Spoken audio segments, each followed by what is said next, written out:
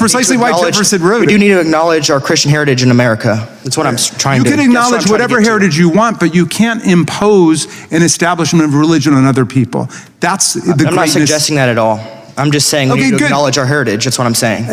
Everybody can acknowledge their own heritage. Do you agree with that? American heritage, not just any heritage, is what I'm saying. Oh, you don't think that you're allowed to acknowledge your Christian heritage or your Jewish heritage or your Muslim heritage? I'm saying you members of Congress need to acknowledge American heritage. Jamie Raskin clearly expected this student to stay quiet and fall in line, but that assumption fell apart almost instantly the moment Hunter Lopez stepped forward and started calling out what he believed were blatant double standards happening inside his school.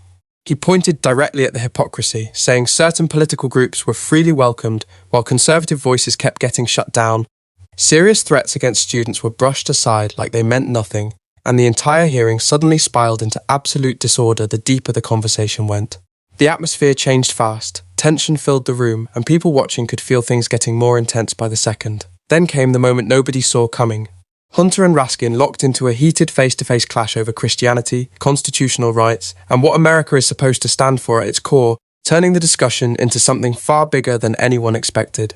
Trust me, this exchange only gets crazier from here, too. Important, and thanks for being here and being boldly telling us about what happened.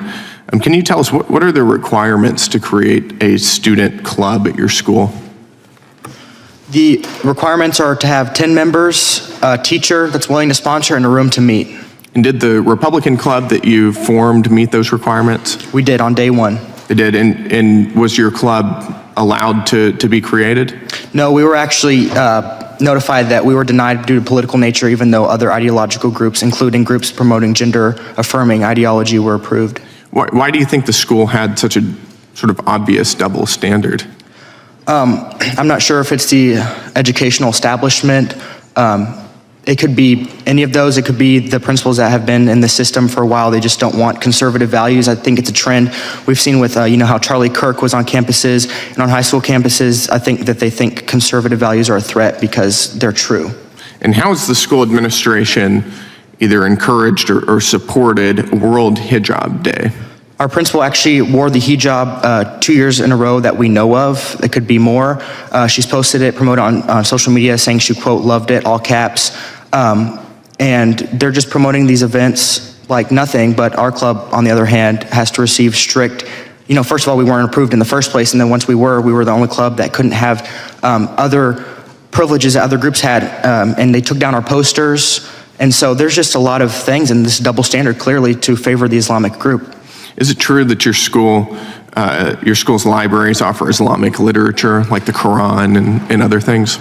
Yes, so McMillan Junior High and Wiley ISD offers a Quran, but no Bible available. But no Bible. So there's a Quran, but the Bible's not allowed. Correct. Is that true in multiple libraries? From what I know, confirmed, it's McMillan Junior High is one that I know of. I can look at the other libraries and submit them to you if I find any other findings.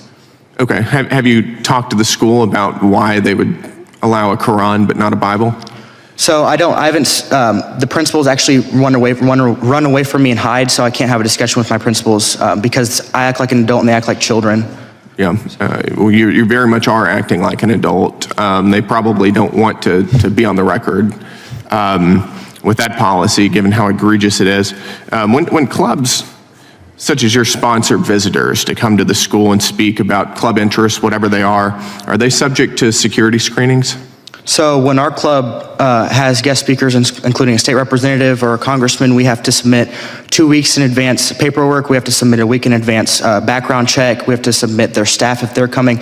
All these lengthy processes. I often have to miss my lunch period and skip lunch, skip a meal to fill these out. But on the other hand, the Islamic group got favorable treatment. Okay, yeah, what were the security protocols that were in place for the Islamic group? From what I know, none.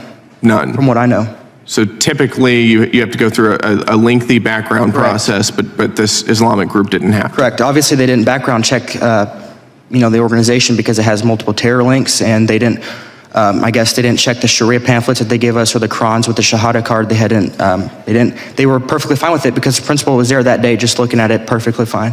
What's been the response from the school since you've been public and vocal about this double standard?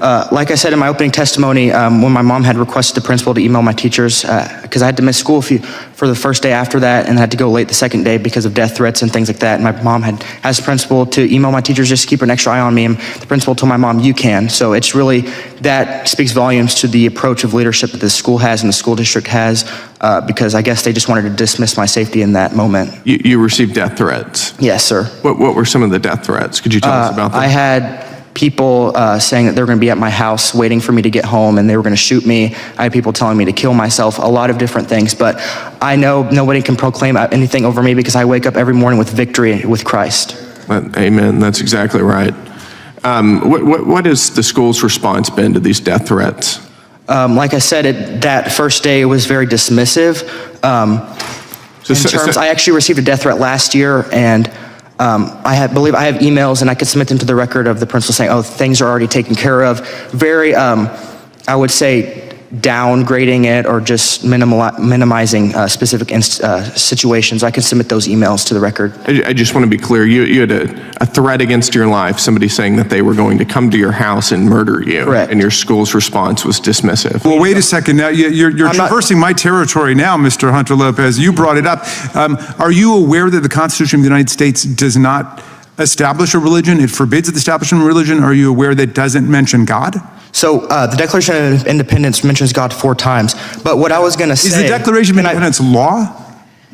So Declaration of Independence was declaring our independence from the tyranny of England. Yeah. But The what I was trying to Constitution's the finish governing is that I'm not, suggesting that we need to go back to taking, tests or saying that you have to acknowledge. By the way, do you know that Thomas Jefferson was denounced as an infidel who wrote the Declaration of Independence? Because he didn't believe in the establishment of religion, and he and Madison were emphatic about separating church and state. That's the whole glory of our constitutional design in our history, that they rebelled against centuries of religious warfare between the Catholics and the Protestants and witchcraft trials, Inquisition, holy crusades. America proclaimed the separation of church and state. What Thomas Jefferson described in his famous letter to the Danbury Baptists as a wall of separation. That was a letter, not a law. Okay, so your position is that America is a theocracy? You didn't let me finish my original statement, and I understand you have limited time, but what I was going to say is I'm not suggesting we need to go back to anything that's in writing, but what I am saying is we need to acknowledge... Oh, I think we should go back to something in writing. I think we should go back to the First Amendment. Oh, yes, the Constitution, yes. Obviously, but what I'm saying is that, how I said original colonies were requiring declaration of faith to run for office. I'm not saying we have to go back to that. That's why we have a First Amendment. But what I'm saying is that we do... That's precisely why Jefferson wrote it. We do need to acknowledge our Christian heritage in America. That's what I'm trying to... You can acknowledge whatever heritage you want, but you can't impose an establishment of religion on other people. That's the greatness. I'm not suggesting that at all. I'm just saying we need to acknowledge our heritage. That's what I'm saying. Everybody can acknowledge their own heritage. Do you agree with that? American heritage, not just any heritage, is what I'm saying. Oh, you don't think that you're allowed to acknowledge your Christian heritage or your Jewish heritage or your Muslim heritage? I'm saying you members of Congress need to acknowledge American heritage. Amy Raskin stepped into that hearing looking completely confident, almost like he expected another routine moment where he could challenge a conservative student for a few minutes and move on without much resistance. But that expectation disappeared fast because Hunter Lopez showed up unusually prepared, incredibly focused, and honestly more level-headed than many of the adults sitting around him. The second he began describing what allegedly happened at his school, the energy in the room noticeably shifted and the tension started building almost immediately. Hunter explained that his Republican student club had followed every rule required for approval right from the beginning. He said they had enough student members, secured a faculty sponsor, and even arranged a meeting location, yet despite checking every box, the school still rejected the organization on the grounds that it was supposedly too political. At the same time, according to his testimony, other groups with ideological viewpoints had no trouble getting approved, and that contradiction instantly caught the attention of people listening. You could practically feel lawmakers starting to lock in, because the discussion was no longer sounding like a simple school dispute. Then the situation became even more controversial.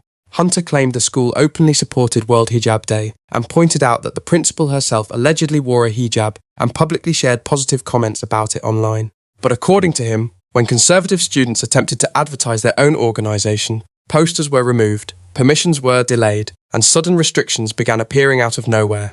At that point, several Republicans on the panel visibly leaned forward because the accusations were becoming harder to ignore.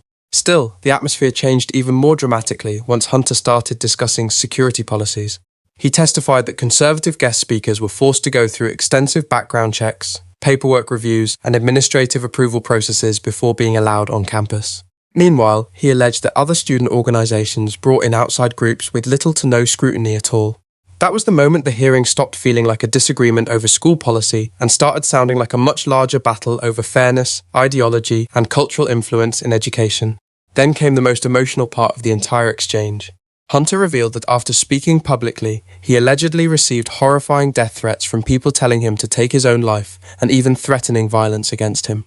According to his account, the school's reaction felt dismissive rather than protective, and you could immediately sense frustration spreading across the room. Even people who may not share his politics were likely sitting there thinking that kind of response should never be tolerated under any circumstances. But the real fireworks erupted once the conversation shifted toward Christianity and the foundations of America itself. Hunter argued that the country's Christian roots should not be ignored or erased from public discussion. Raskin immediately pushed back, defending the separation of church and state while warning about the dangers of government involvement with religion. From there, the exchange turned into a rapid-fire constitutional showdown. Raskin referenced Thomas Jefferson and the famous idea of a wall separating church and state. Hunter countered by pointing out that the Declaration of Independence repeatedly references God. Raskin argued the Constitution prevents the establishment of religion, while Hunter responded that recognizing historical influence is completely different from forcing religion onto people. And honestly, that clash is exactly why this moment exploded online, because it represented far more than a normal congressional hearing. It reflected the bigger debate happening all across America right now, involving identity, faith, education, political bias, free speech, and competing views about national values all colliding in one intense confrontation. Whether people sided with Hunter Lopez or Jamie Raskin, one thing became impossible to deny. This teenager walked into Congress without backing down for a second, and based on the reaction spreading online afterward, a huge number of Americans definitely took notice.